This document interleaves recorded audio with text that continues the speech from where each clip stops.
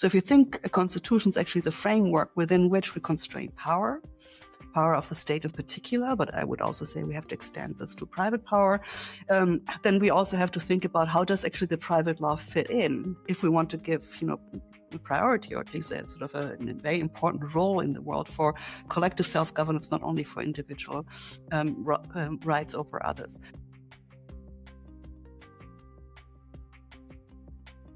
Welcome to the podcast, Columbia Law professor Katharina Pistor, and author of the new book, The Law of Capitalism and How to Transform It.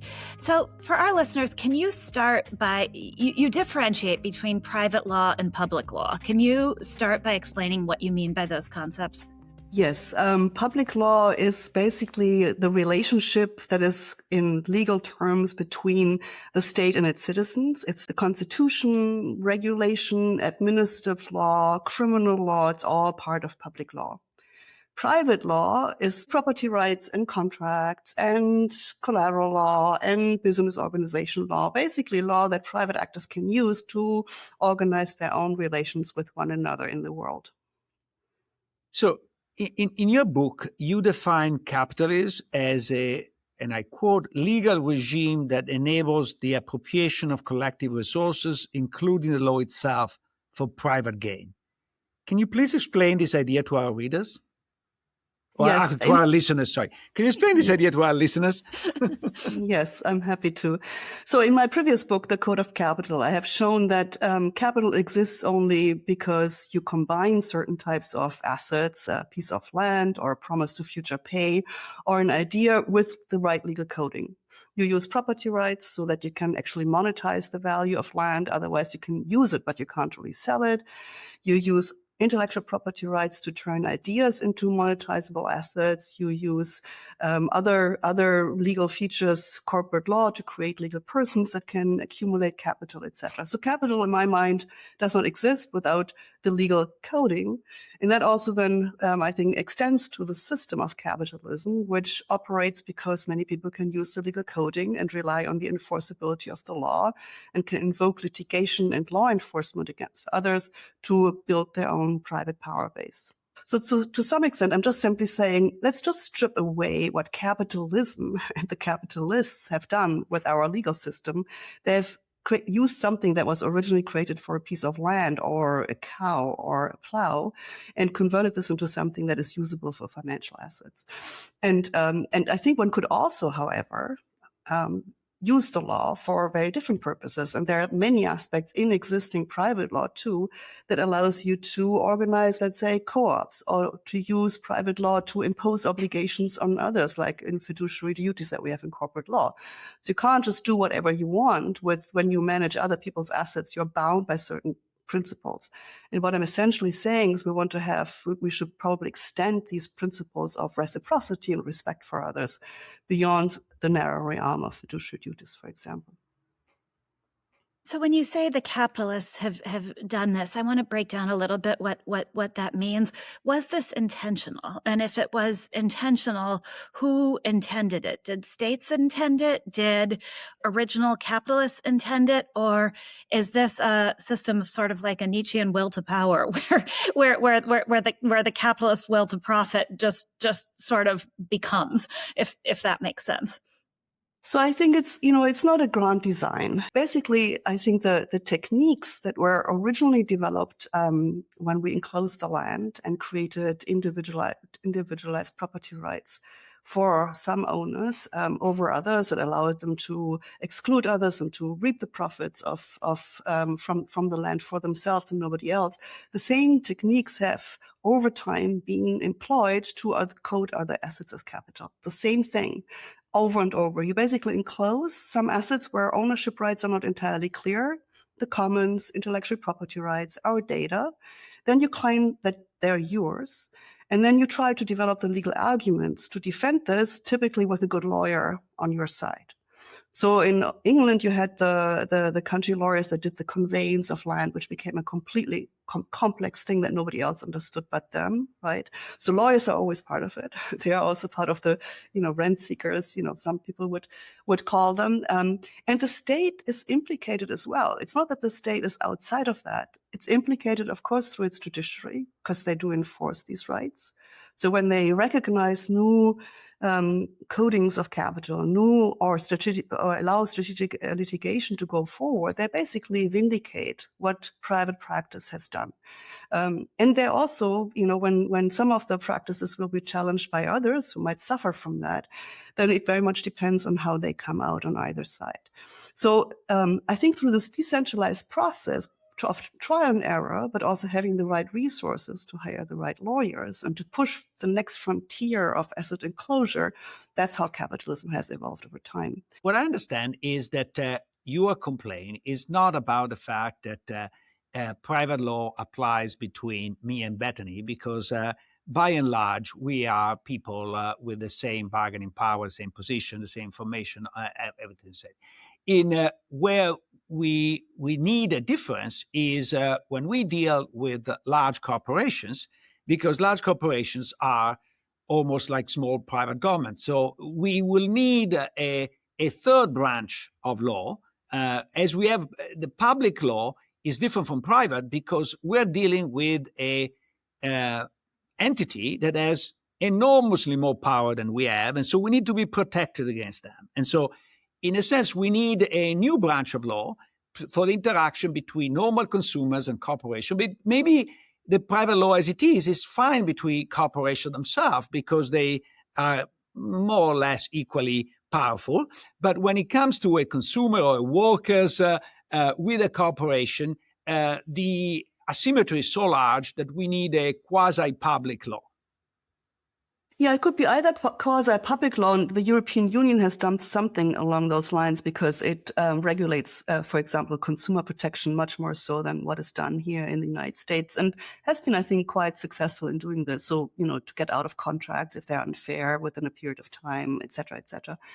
I think I'm trying to go a step further and basically say that even in the relationship between the two of you, I would say that we should have, principles of fairness and reciprocity built into this. I have to respect the others. I can't just take advantage of others. And even if you're not a big corporation, you can also, as an individual, be quite ruthless in the use of private law, which is not necessarily, the way in which private law has always been under all consideration. So I'm basically trying to rescue private law from its having been turned into a black letter device that has been stripped of its normative foundations and has been used primarily sort of to, work for the advantage of those who know how best to use it.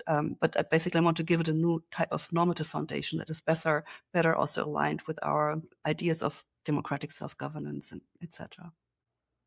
But in various jurisdictions, I don't know the U.S. one so well, there are forms of protection. For example, certain issues are inalienable precisely to avoid people taking advantage. So it's not impossible or unprecedented for private law to introduce this element of rebalancing. So what are you saying more than just we need more rebalancing? So I think we really need to reset private laws, is what I'm trying to argue. It's because I think some of these provisions do exist, like the principle of fairness, which in some jurisdictions, although not in the United States, has been interpreted to make sure that, contracts in principle, all contracts in principle should be fair, and that courts sometimes adjust and adapt a contract if it's not entirely fair. The U.S. courts have refused to do so. So I think, the U.S. is kind of an outlier in many of these areas, but it's also very important because American law has been transplanted, or is being used, has been made portable to be used also in many transnational transactions. So its reach goes well beyond the United States. But going back to what I'm trying to say is, I think a private law that fosters the ability to use what ultimately is a social resource, the legal system, to advance very aggressively private goals. Yes, sometimes if you go to court and you complain and you actually have standing in a court of law and you can afford your lawyers, you might be able to do something against that with the law. But built into the private law is also this first mover advantage. It's basically playing catch me if you can. I do what I do. I sort of offer boilerplate contracts with all kinds of clauses that you simply sign. And if you want to complain, sue me. Sue me. And it takes years for a class action to get together. It has to be certified. And then if I fear that the judge might actually issue a precedent that goes against my business practice, I simply settle with no implications for the law. The law stays the same, and I just pay a few $100 million to get out of the claim. So if you look at the dynamics of how the legal system operates, just having some counterclaims is just not enough, right? If you still allow the other side to use the law in such a powerful manner.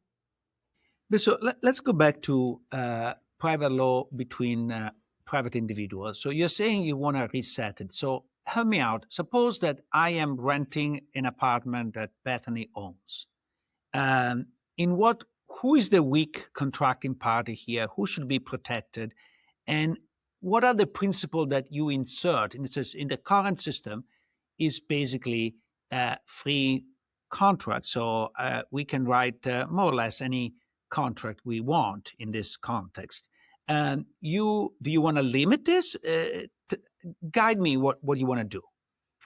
Yeah, I think, it always, of course, a lawyer would always say it depends. So if you have 5 homes and you also rent now a little seaside apartment from Bethany, I think things are slightly different than if this is your primary home and you don't own any other. So I think every person should have a roof over his or her head. And that might mean that we have to limit the contractual freedom of homeowners to rent at the price they want or to throw you out whenever they wish, or leave the apartment in the state that it's in rather than doing the repairs that is needed. So I think if you decide that you want to own houses and rent out property for that, then you also have certain obligations vis-a-vis the other side that you don't rip them off.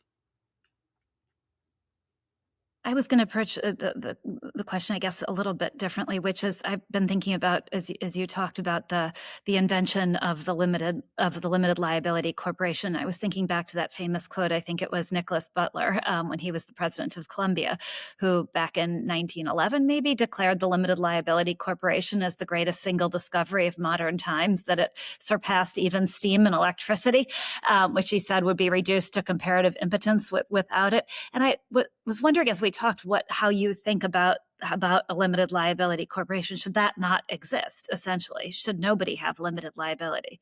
Is it a powerful thing and a tool for good, or is it a dangerous thing, or is it both? So, I mean, 3 things. First, the big corporations, their origins go back to colonial empires, right? So the English East Indian Company, the Dutch East Indian Company, other colonial companies were already limited liability companies, were granted these kind of privileges by royal charter or by the estates in order to empower them to be active in colonies. And very often colonial corporations were the first governors in the colonies. And those who ran them for commercial purposes typically also enjoyed already limited liability. So that's the first point. Let's think about the history. Second point, in the 19th century or so, when we were relying mostly on capital-intensive production and wanted to broaden the capital base by making it possible for individuals to invest in corporations, not only put their savings under the mattress. I think it made a lot of sense to give these small investors limited liability, because otherwise they would have taken risks that they shouldn't have to fathom. On the other hand, today, when we see, for example, that if FT had an article today that big oil companies are stopping their repurchase programs, right? Because they are fearing that their budgets will come under stress as our oil prices further decline. For years and years, they have been paying out enormous sums to investors who knew very well that they were investing in the most polluting companies on the planet.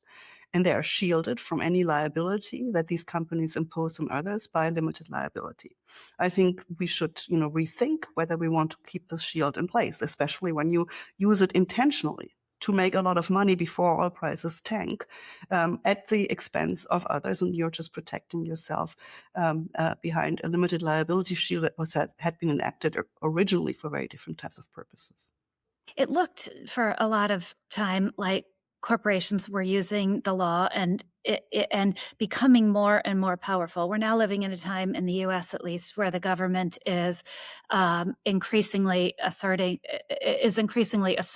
How do you?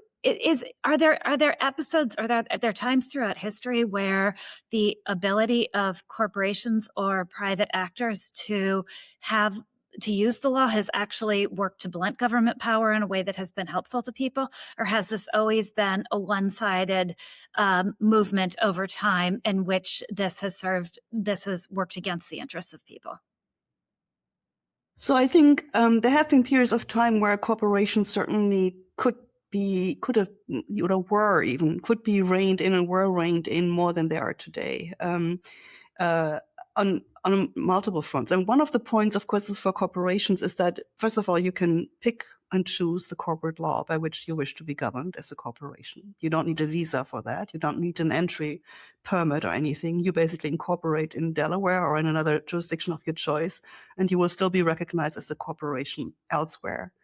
That's, on a global level, it's a product of the last 20 years or so of jurisprudence. In the US, this was fought out within the United States, within the federal system in the 19th century, that a company incorporated in New Jersey or in Delaware could do business elsewhere. But we have globalized this principle. So you pick and choose the corporate law that best suits management or the shareholders, not necessarily workers or any of the other constituencies. And this portability, as part of our globalization effort, of course, has made it much harder for domestic jurisdictions to rein in the power of corporations. They still can use public law, right? But capital is quite mobile and can also get around many of these other legal constraints. And so I think that's one of the reasons why it has become even harder to control what they do. Now, the problems you outline are present probably in any type of legal system, particularly maybe the judges going too much in one direction or push. But they are really emphasized in a common law system where a lot of discretion is left to the courts. After all, the reason why Napoleon introduced the civil code was precisely to impose the revolutionary ideas to some courts that were ancien regime courts, and they were very reluctant to apply the new ideas. So to what extent in your book you're proposing kind of to introduce a new civil code to the United States or some statute that limit the discretion of judges to go too much in one direction? For example, just to a recent event, to after they convict Google for monopoly, say, oh, there is nothing we can do about it. Yeah, so I think, the common law has, advantages and disadvantages. I think the common law, because it's relatively decentralized and can be used by strategic actors to try to also overturn rules or change the rules, not only to win a single game, has worked, I think, very much in the hands of capitalists. And I think it's also much more malleable in many ways than the civil law system, which polices the boundary between property and contracts more carefully, etc. So it's a much more rigid system, the civil law system. The common law is more fluid. It does give, however, also if you think about a reset of the system or a change, it also gives you the tools to change it without having to go through legislative change, which in the current political moment is really difficult to do. So the beauty of a precedent is if you get one on your side, actually you can change a lot of things. And one case that I discuss in the book, it's actually not only a single case, but a line of case law that the UK Supreme Court initiated, where it holds major oil companies or multinational corporations liable for torts committed by its subsidiaries, not under standard piercing the veil doctrines, which are very difficult to meet in the law, but under duty of care principles. So basically, parents are liable for the damages that their kids commit to others as a general principle. And so that's kind of a line, that's something you get from a UK Supreme Court and probably more likely from it than you would get necessarily from a civil law judge. So I don't want to draw the line too rigidly between the two. One thing I propose in the book, however, and I'm taking basically the hint from Martin Hesselink, who's a civil law lawyer teaching at the EUI in Florence, And he has suggested to build something like a soft code, not a hard code, not a legislative piece, but to have a just private law code, which basically tells judges what the fundamental normative principles are of a just private law, to give them something, to use as they judge cases. And this could be done both in civil law and common law jurisdictions.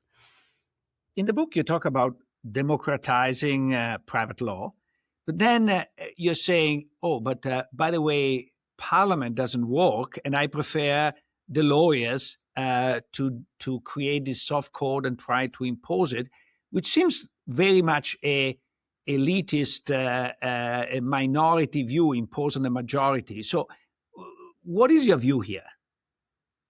So I do have to say that at the current political moment, especially in the United States, but also in other jurisdictions, suggests that we will not get major legislative programs passed. We won't. So one thing that I want to do is basically encourage people, you and I, and associations and co-ops, whoever wants to do it, to use the private law and to organize their own lives and their business companies, their contracts and property rights in a way that is conducive to them. So there's a lot of things that you can actually do proactively with the private law that is not necessarily, just defending yourself. However, when you conflict with larger corporations, then it's a matter of defense. And here, I think, very often it ends up with litigation. And then the question is, who calls the shot for litigation? You can have powerful lawyers, you can have better lawyers, but you can also have them on the other side. And so you can do this in a bottom-up fashion. And we actually, in general, in the common law system, think that judges can make law and that they should make law, based on broad principles that have been with us for quite some time. So it's not only the legislature. When I talk about this, soft code of just private law code, I'm not saying that I'm going to sit down and write it. It could be, you can imagine processes by which you get other people involved in sort of stipulating these norms and then giving them to the judges. But I think it is very unlikely right now to enact this in other ways. And if we want to get some kind of consensus about what the normative principles are on which we want to run our societies, I think a bottom-up process of kind of direct democracy more, or open democracy, as Landemore calls it, something is needed rather than relying only on our representatives who are, I would argue, very much in the pockets of the other side. You look at the lobbying, look at the amount of party financing they need. I don't think they will do the job. So the Italian constitution recognizes and protects private property, but also it disciplines it in order to ensure its social function and make it accessible to all. My understanding is that the German constitution has a similar statement, reflects the time where they were written. The American constitution does not.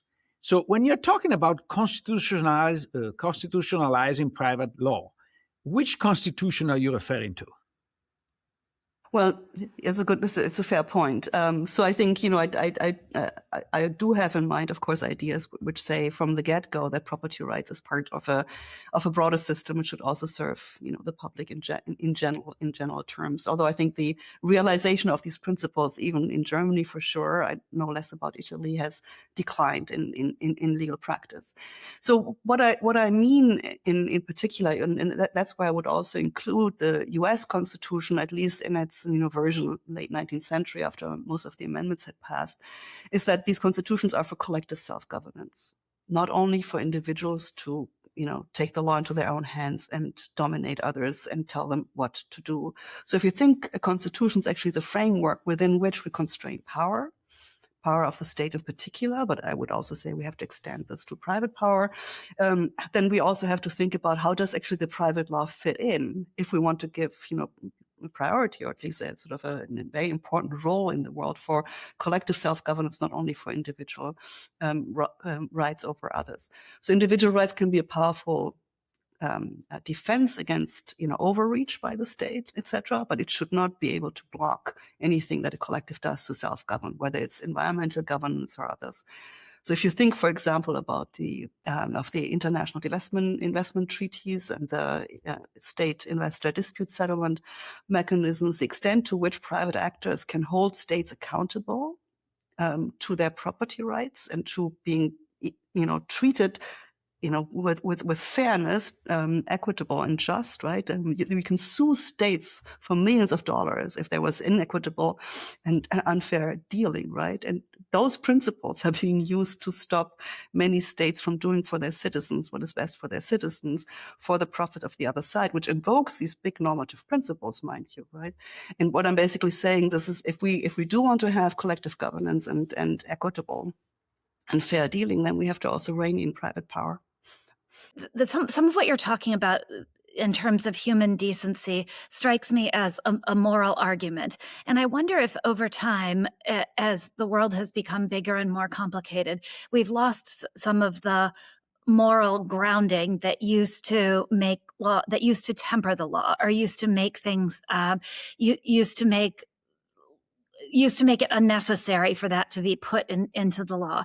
And can you replace that moral grounding with legal language? In other words, as you talk about concepts like human decency and fairness, how do you enshrine those into the law if that's not the way people innately operate for some basic reason of human decency and morality that used to kind of sit outside the system and serve as a tempering to the system as it is? Does that make sense? Yes, I mean, I think I would say it's, this is not just a natural process that we strip the law of its moral grounding and its normative basis.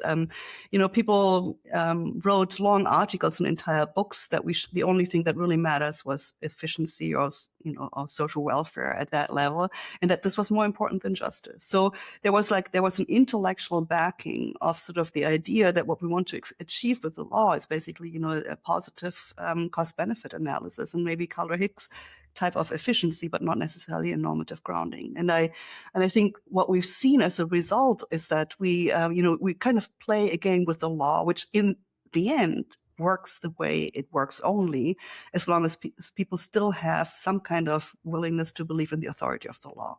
Drop that, and the power of the law declines rapidly. If people really realized the extent to which this is just an instrument to suppress some or not dominate others, I think many more people would be unlikely to be compliant with the law. So I think we're paying a huge price by thinking that we can actually do without the normative grounding. It works still because most people are kind of willing, if in doubt, to, yield if they lose a court case, right? If you lose, if somebody throws you, you're not throwing a tantrum every time, right? So you have to, that's part of, how the law operates. And if you take away the normative grounding, I think we lose a lot of that. And so I think if we want to sort of maintain a system where, most people comply with the law most of the time in a way that is sort of, conducive to social well-being, I think we also have to think about how to reward them with that, saying it's actually fair. It's fair to you. It's not only fair, it not only helps the capitalists if you want, but it's actually fair to others as well who can mount a defense against being, stripped of their own rights. So obviously one way of interpreting your work is that the law is way more powerful than most people realize, which also means that lawyers are way more powerful than most people realize. So if part of a path forward involves the law being different, then that involves lawyers perhaps acting differently too. So what do you tell your students, and how do you think lawyers should be different to shape the kind of world that you would rather see? No, I agree. Lawyers are enormously powerful, and you can also see this in the kind of fees that they're charging and the rights they want to get nowadays. They're not only transactional engineers; they are actually creating a lot of value. So one of the problems, of course, I face when talking to my students is that I'm part of a machine that extracts $85,000 per year from students to study the law, which basically implies that many of them have little choice but to code capital for a number of years before they can get out of it. So one of the things I tell them is that typically you still have choice. We all know this. When you advise a client on a particular transaction, what you can or cannot do, it's ultimately for the client to decide, but you can also offer alternative strategies. And so that's one thing you can do. You can choose to take certain cases and not take other cases. There was a time when no law firm would touch a tobacco company anymore. There should be a time when no lawyer touches an oil company anymore to defend the brown assets against regulation of pollution of whatever kind. And there are ways in which you can internally in law firms create a consensus about what are those things that you don't touch. I think pro bono is nice, but it's not really it's not really an antidote to the amount of money that is there.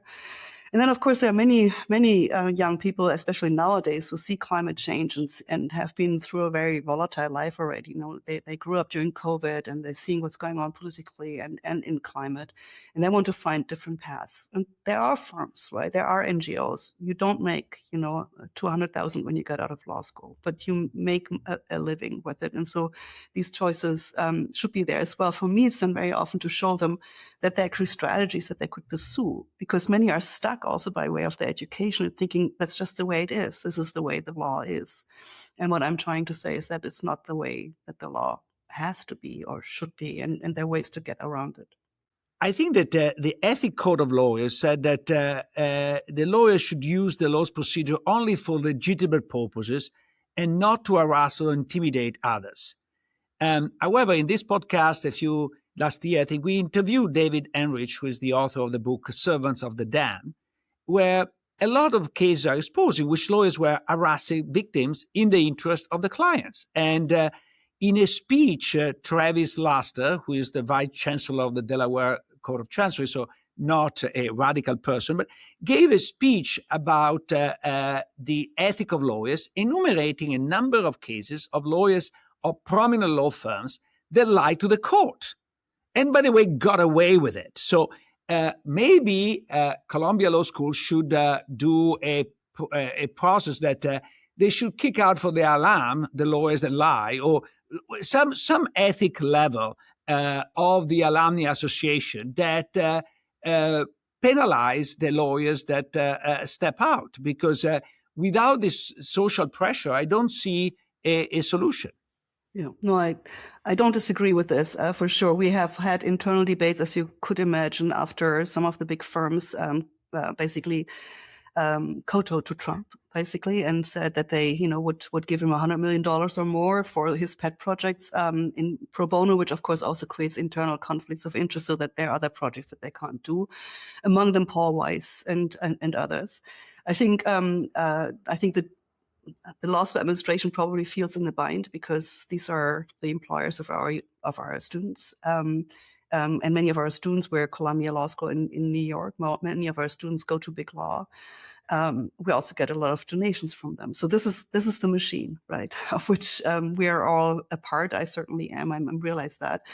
But I still think, nonetheless, that a law school should make very clear that we are, sort of standing for the rule of law, principles of fairness, etc., and be more selective also from whom we take money. The rest the students will do, but the students also have Excel spreadsheets, which basically say which law firms have caved into Trump and which not, so they can better make their choices as to where they want to apply for their future jobs.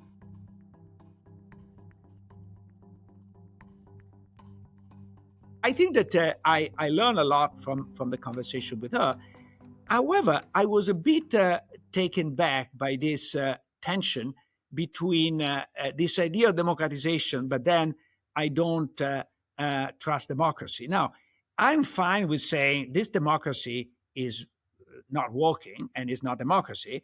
If you come down and you say that, fine. But she seems to say that this is true everywhere. So then my fear is we are democratic, but we don't trust the people to vote, and so we decide ourselves what are the right thing. That's my natural reaction to that. Where do you think she said that? Where do you think she said that we don't trust in democracy? response to my point, because when she said that she wants to rather than propose a new system or propose this, she wants to introduce a soft law that is designed by lawyers, the very same lawyers that, by the way, are bought by the corporation. And when I was, I think, giving her a soft ball of saying, look, common law, at the end of the day, is more captured by big business, because big business is more able to bring legal suit, is more able to sway the judges, blah, blah, all the things that differentiate between common law and civil law. She came back and said, no, because there are costs and benefits, and common law can be altered by judges. But if you have a system in which you are depending the judge to be on your side, that's not a system, okay? Because he's your side, who is representing. So, and in today's world, I'm actually a bit horrified of the way judges are appointed, because they're becoming more and more political. And so, do you really trust these political judges to do what she has in mind? Yeah. Not so sure.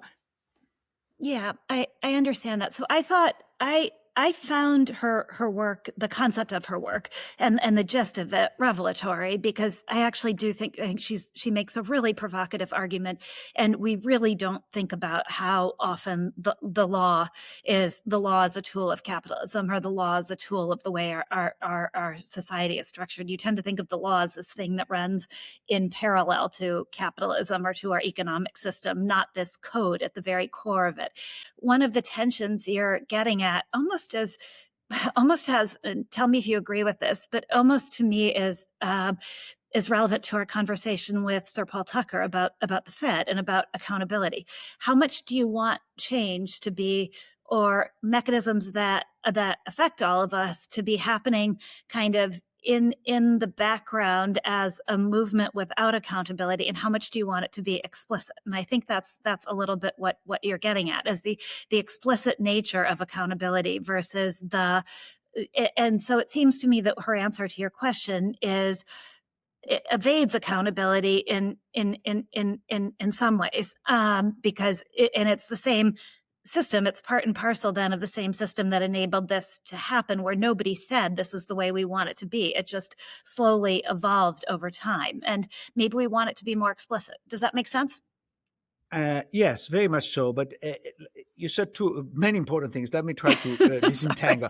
So the first one, no, I agree. I think your parallel with Tucker is perfect, with a big difference. I think that Paul, or I should say Sir Paul, is willing to go to the end and say the central bank should be accountable to Parliament. Yep. And she's not willing to do that. And I'm sympathetic, because recently our Congress has not been kind of the best in the world. However, I think you need to take a position and say, I want this accountable to Congress, as long as Congress is not full of campaign donation, whatever. But you need to take a position that somebody else can alter your decision, not to say that basically a group of lawyers will decide what is the moral norm and impose on everybody else, because that's, to me, is anti-democratic. Yes, it raises another point, which is something I've been struggling with ever since reading your work about 14th century Italy and the dangers of the government and private business being aligned with each other. And so part of the story she tells, or the way she writes, I think, assumes that the government and corporations are of a piece with each other. And I think sometimes what I wonder about is when a government is, perhaps it's too extreme to say today it's running amok, but can then private corporate power be a countervailing force in a way that we want it to be?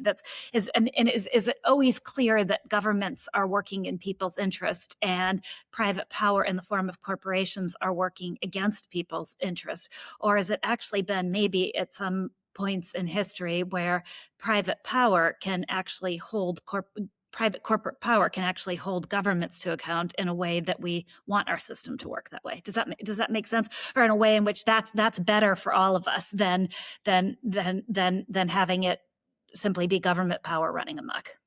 No, I completely understand, but let's distinguish, because again, you say a lot of things once after the other. I need to.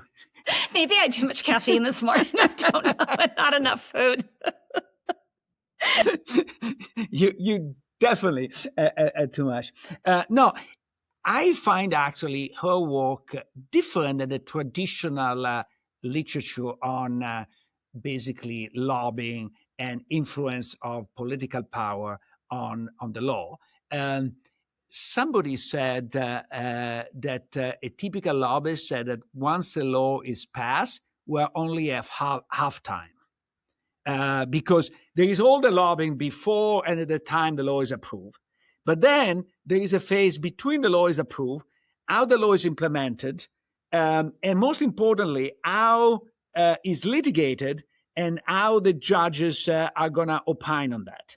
And her book is basically only focused on the second of halftime. And in that sense is useful because even in a world in which there is no legislative power, the large corporation can be very, very influential. Okay. Now, of course, we live in a world in which now they have both, so that's really problematic. But now, on your view of private business as a defender of democracy, I'm a little bit more skeptical. And let me start with a question.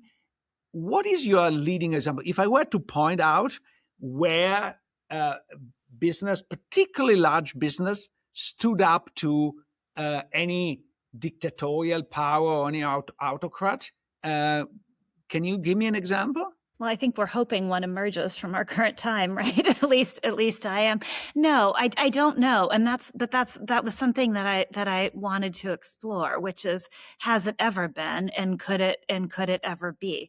Because the functioning of a lot of large corporations, in the end, their ability to do well for themselves does depend on the well-being of society, on the well-being of all of us. In other words, for a lot of large corporations today, whether it's a bank like JP Morgan Chase or a consumer company like Procter and Gamble, if we lose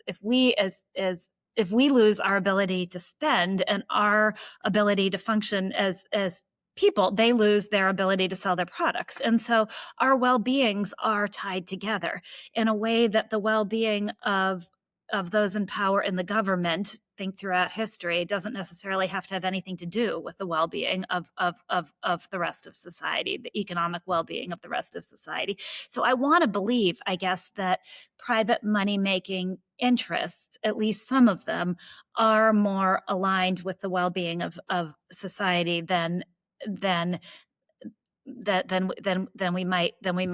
we might believe. But I'm not sure, A, that most corporations are long-term enough in their thinking to really, for that to really be true, nor can I give you an example then of when that would have been true in time. So I guess I'm just being idealistic. But my overall point is that I always worry about too much. I also worry, I worry about private power and about corporate power, but I worry about too much well-intent and power being ascribed to government too, because I think over human history, certainly governments have done a great deal of damage and caused a great deal of loss of human life, probably more so than big corporate interests. So there. No, you're right. First of all, your argument resembles an argument I heard from actually monarchists. Monarchists said, we want a monarch because the monarch has the long-term interest of the population at heart, and it only prospers if the country prospers, and so on and so forth, which, there's some element of truth, but unfortunately, in Italy, we have more than our fair share of short-sighted king. So I don't think that is very powerful. But I think maybe I'm too cynical, but I view the fact that is almost impossible for a very large company to work against the state because it's too much involved with the state to not being easily blackmailable. And so inevitably, every big business will be in the pocket of the local autocrat, dictator, or whatever you want to be. Fiat was embedded with Mussolini. ThyssenKrupp in Germany was involved with Hitler. You go down basically is. And let me just give you two news that I'm sure will give you full of happiness. Number one, Amazon paid $40 million to Melania Trump for the right to carry and then spent another 30, I think, to promote the movie. And Meta just decided to drop 65 million into super PACs to boost tech-friendly state candidates. No, I know, and I think that I was thinking when you were mentioning Fiat and Mussolini that big tech, and Donald Trump you could have said that as well. But speaking of which, have you seen the Melania documentary? No, and I refuse to see it. me. I actually did watch The Apprentice, which is a fantastic movie. If you have not seen it, you have to see it. Okay. It's really a beautiful movie. Basically, nobody likes it because either if they're from the right, they say it's too critical. If you're on the left, they say it's too nice. In reality, it's perfectly done. And actually, to be honest, the real reason why it goes under the skin of most people is because Donald Trump is not presented as an alien coming from space, but as a byproduct of the underbelly of American capitalism. And so you cannot say this is a foreign entity, we have nothing to do with it. No, this is what we have been cultivating for years, and that's the product. Okay, I will watch it. But I guess how I would wrap up and summarize this is that I think her work is really interesting in this sort of ongoing conversation we're having about how all of these systems work together in ways that are intentional and unintentional. And do we want them to work in intentional and transparent and accountable ways? Or do we like the fact that they work in these background ways? And can you even in these subterranean ways? And can you even have systems not work in subterranean ways? Because you can't, in a quickly evolving world, you can't write every detail of how things are going to work. But I think this overarching idea that all these systems function together in really interesting ways and convoluted ways is really important, because you can't just, in other words, you can't talk about capitalism without talking about democracy and without talking about the political system in which capitalism operates, and you can't talk about capitalism without talking about the law and the legal system in which it operates. And so I think our conversation is becoming bigger and bigger over time, over small rather than smaller. Was that still an overly caffeinated string of words? No, I think that you're absolutely right. What I want to resist a bit is that when you get bigger and bigger, first of all, you get desperate, and then you say nothing can be changed, and it's kind of also almost like an excuse nothing can be changed. And I think that I love to analyze entire picture, but I also want to decompose or what we can do in each single part to make the problem less severe. It's going to be perfect now, but the perfect is the enemy of the good. So let's try at least to get it better. And I don't understand, honestly, why she rejected my idea. Now, of course, I'm a little bit... How could anybody ever? But of the idea of creating a new body of law for interaction with large companies, because we do have a lot of legal experience of protecting individuals against an overly powerful entity that is called the government, right? So we have that body of law. We simply don't use those tools in between individuals and corporations, because historically, corporations actually did not even exist. And when they started, they were the grocery at the corner. It wasn't like so important. And what she doesn't say in the book, which to me should be chapter 1 of the book, is whatever you want to think of this system in 1970, the problem has become disproportionately larger. Why? Because globalization has really skyrocketed the possibility of playing all the tricks she describes. And now even international law is used of that. A lot of the treaties, as she was mentioning, I think at the end, that some of these treaties give power of corporation to sue governments. So these are really sort of the other way around, because it makes the corporation even more powerful than government, let alone individuals. And in the power of course, digital platform also made it even more extreme. So if there was a need for somebody to protect the little guys against the large corporations, which is a something that was discovered in America, I think in the 30s. Kesselring was a legal scholar that was the first one to say, wait a minute, when I sign one of those typified contracts, I'm not in a normal bargaining position, the one that there is between you and me, Bethany.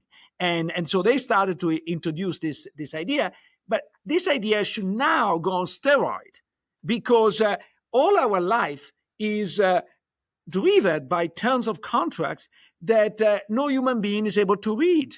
Yeah. Yeah. Well, I tried to get at a part of this in the question I asked her about the moral code, because I think, at the risk of going back to this idea that this conversation about capitalism encompasses a lot of things, it also does encompass this unwritten moral code. And I think part of the conversation is whether or not the law or any kind of system can actually compensate for a world in which the direct one-to-one moral code is less and less. In other words, you needed less of these rigid frameworks when people operated in a system where they might have to see the person who they'd screwed at their local country club or on the street in their town. It served as a restraint on capitalism of sorts, a moral break. And in a world where that's going to be less and less by virtue of more complexity, more globalization, well, maybe more people, can you compensate for that? Can you compensate for that lack through a different legal system or different rules? I think you can, maybe not perfectly, but you can. And I give you even the analogy. So when we started mass production, for example, of food, the normal trust relationship that was between you and your butcher broke down, because you were buying food at a distance, you didn't know the quality, blah, blah, blah.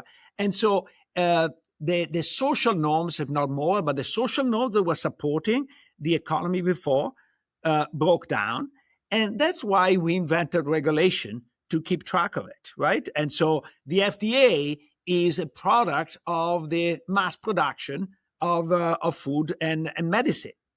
And so we need to invent a new form of, call it regulation, a new form of legislation to deal with the fact that I think the most decisions now are made in a completely amoral way, because the moral pressure is fading away.